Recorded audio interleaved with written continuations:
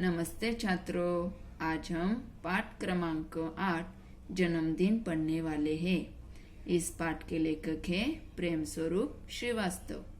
प्रेम स्वरूप श्रीवास्तव जी का जन्म 11 मार्च 1929 खरौना, जौनपुर, उत्तर प्रदेश में हुआ। विविध बाल कहानियाँ, बाल नाटक, लेख, रूपक आदि इनकी रचनाएं प्रसिद्ध है। प्रेम स्वरूप श्रीवास्तव जी पिछले 6 दशकों से साहित्य सृजन से संलग्न है।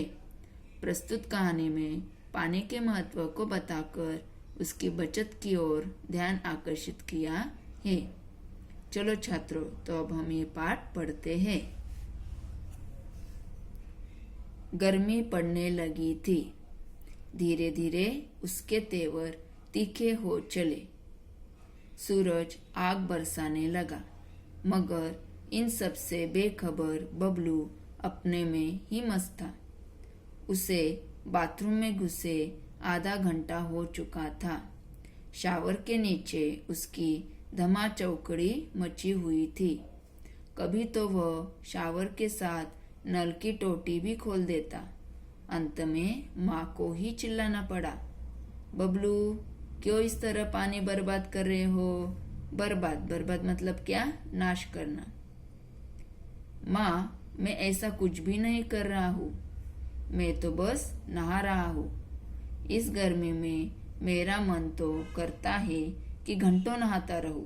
बबलू बोला, देखो गर्मी पड़ने लगी थी।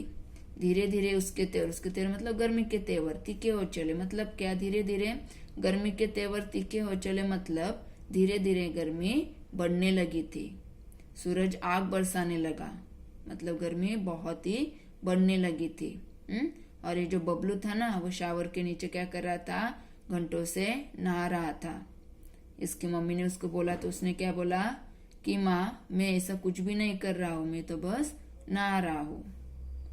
बबलू की इस आदत से उसके माता पिता दोनों ही परेशान थे। वह मंजन करते समय देर तक पानी बहाता रहता। स्कूल में भी उसे अपनी इस आदत के कारण डांट खानी पड़ती। वह वहां के नल की टोटी भी अक्सर खुली छोड़ देता। एक पानी की ही बात नहीं थी, बिजली के साथ भी यही होता। वह कमरे में न हो तो भी पंखा खुला रहता, तो भी कूलर बंद करना भूल जाता। कभी वह पढ़ते पढ़ते सो जाता, तब भी बल्ब जलता रहता। माँ को ही बुझाना पड़ता। पानी हो या बिजली, यानी कि ऊर्जा, दोनों का भंडार सीमित है। भंडार मतलब खजाना। पानी या बिजली दोनों ही क्या है? ऊर्जा है। और दोनों का भंडार सीमित है, मतलब दोनों का जो खजाना है वो सीमित है। सीमित है मतलब लिमिटेड है, थोड़ा ही है, ज्यादा नहीं है। तो इसलिए हमने उन दोनों का भी इस्तेमाल ध्यान से करना चाहिए। दुनिया के सभी लोग ऐसा करने लगे तो क्या होगा? नहाना वहाना तो दूर, लोग एक घूंट पानी के लिए तरसेंगे।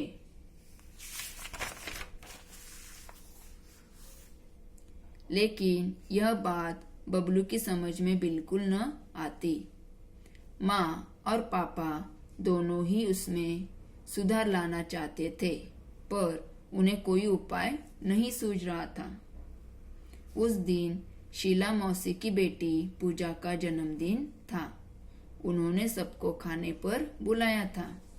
शाम को सब उनके यहाँ पहुंच गए, पर बबलू को वहां पसरा सन्नाटा देख बड़ा आश्चर्य हुआ। सन्नाटा मतलब शांति। मेज पर भोजन लगा हुआ था।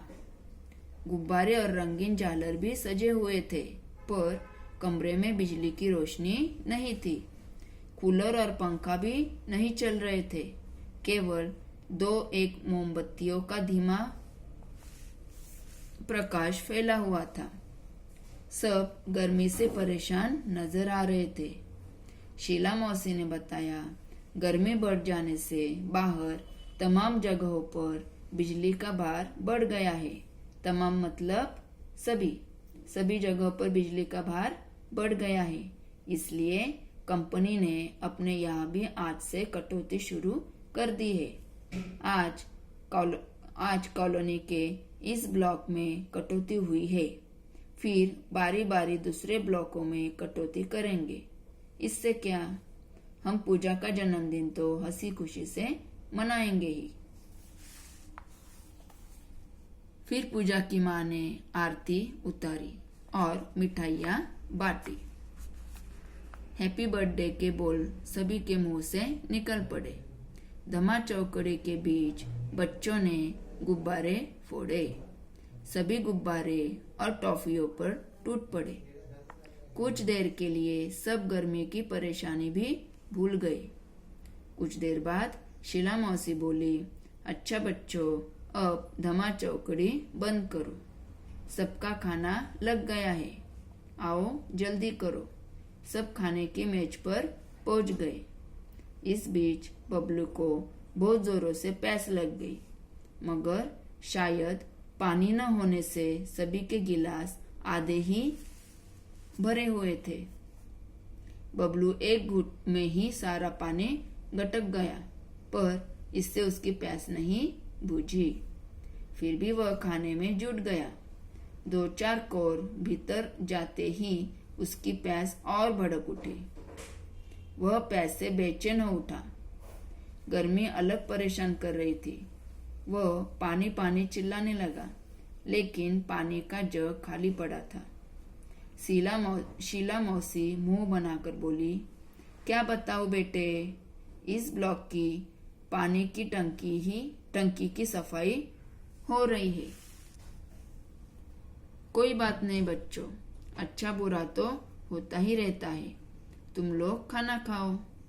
अड़ोस पड़ोस में देखते हैं, कहीं न कहीं से पानी तो मिल ही जाएगा। लेकिन इस आश्वासन से बबलू को कोई राहत नहीं मिली। प्यास से उसका गला सूखा जा रहा था। खाने का एक कौर भी गले से नीचे नहीं उतर रहा था। वह प्यास से झटपटाने लगा।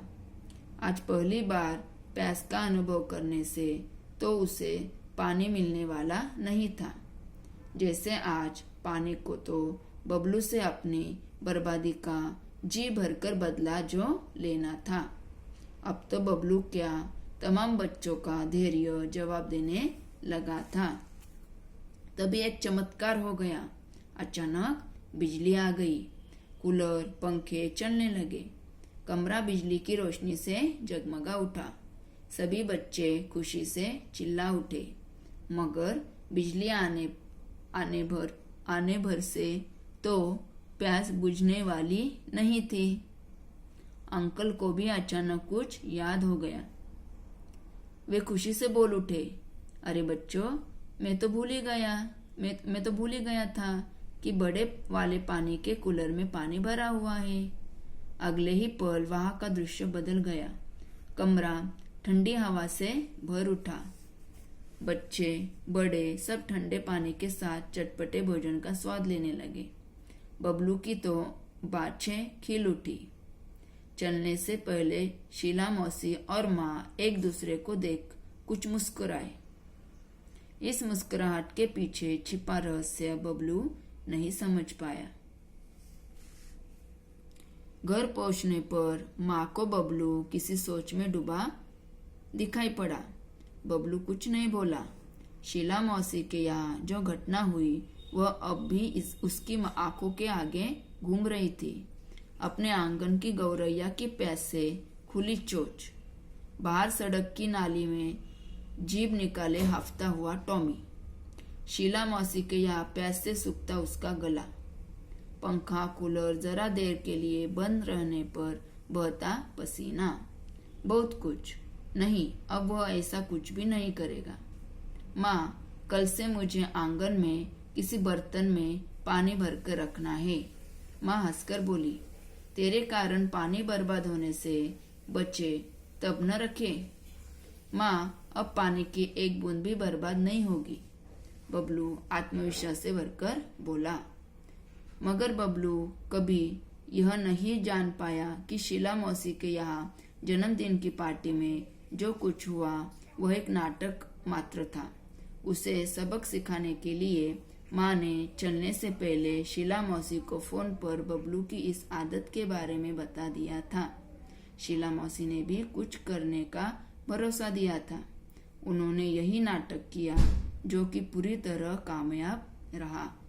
अब तो बबलू खुद भी अपने दोस्तों को समझाता है कि पानी और बिजली अनमोल है, इन्हें भविष्य के लिए बचा कर रखो। तो बच्चों, हमें भी समझना चाहिए कि पानी, बिजली ये हमारे कितने काम की चीजें हैं और उनकी हमें क्या करनी चाहिए, बचत करनी चाहिए, उनका संभाल कर इस्तेमाल करना चाहिए, उनको बर्बाद नहीं करना चाहिए। बबलू को आखिर में समझ में आ गया कि पानी और बिजली कितने महत्वपूर्ण होते हैं और आगे से उसने पानी और बिजली की बर्बादी रोक दी और पानी जैसे पहले करता था वैसे अभी वो समझ गया कि पानी और बिजली कितनी महत्वपूर्ण होती है। तो हमने भी इस पाठ से ये सीख लेनी है कि हमें भी क्या करना है, पानी और बिजली का संभल कर इस्तेमाल करना है, उसे बर्बाद करना नहीं है। चलो तब हम इस पाठ के कुछ शब्दार्थ देखेंगे। बर्बाद, बर्बाद मतलब नाश। भंडार, भंडार मतलब खजाना। सन्नाटा, सन्नाटा मतलब गहन शांति। तमाम, तमाम मतलब सभी। भरोसा, भरोसा मतलब विश्वास। कामयाब, कामयाब मतलब सफल। मुहावरे, धमा चौकड़ी मचाना। धमा चौकड़ी मचाना मतलब क्या, धूम मचाना। जैसे आप सब बच्चे लोग किसी के जन्मदिन पर जाते हो या पिकनिक पर जाते हो तो क्या करते हो, धमा चौकड़ी मचाते हो, मतलब क्या करते हो आप, धूम मचाते हो। ठीक है, थैंक यू।